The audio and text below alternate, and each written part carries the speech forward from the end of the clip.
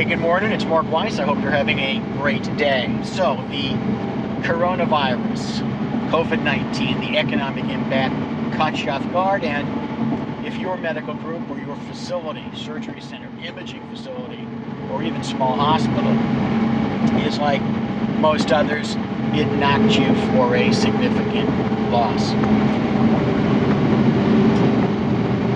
But what other things lurking out there, negative and potentially positive, haven't you planned for?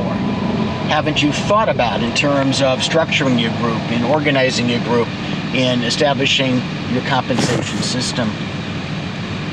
Let's talk about some scenarios.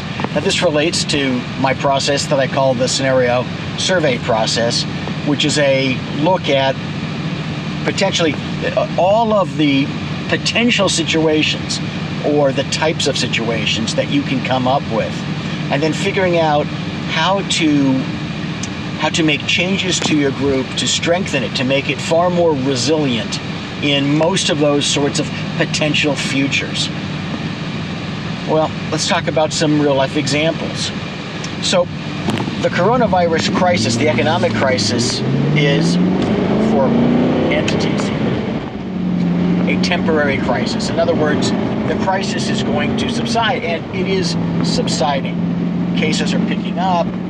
Elective cases are now being performed, perhaps at a slower pace, but they are back. Although obviously, when we're filming this, no one's really out of the woods yet. But there are other types of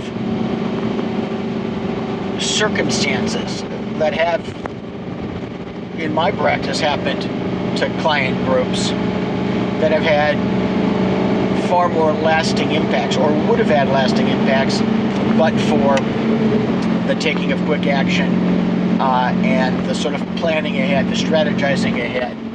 Let's pick one here. What if you're an office practice physician? Let's say you're a plastic surgeon and you're sitting in an office building on a hospital campus. What happens if the hospital closes? Now, I've had this happen to multiple clients. One day the hospital is there, the next day it's boarded up, and we're not talking about because of a riot, we're talking about it's simply boarded up. It's out of business. Those nice plants in the parking lot, planters, are now little pots of weeds. What does that do to your practice when someone is coming for plastic surgery and your office building is sitting there in what looks like a disaster zone? And the answer is, it's not good.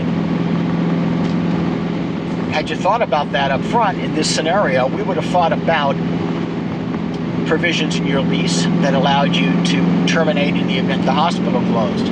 We would have thought about what type of notice, if the building were owned by the hospital, you had to be given before the hospital boarded up. We would have thought about what your alternatives are and how you can make a quick transition. What about a hospital-based group that held an exclusive contract at that hospital? The same one that just boarded up.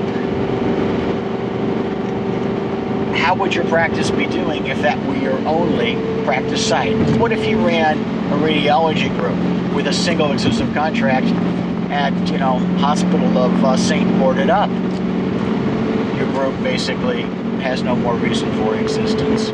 So the process involved that I'm talking about here is one in which you look at multiple scenarios, good ones and bad ones. You adjust, you review your corporate documents, you review your strategy in light of those scenarios. What would likely happen if this? What would likely happen if that?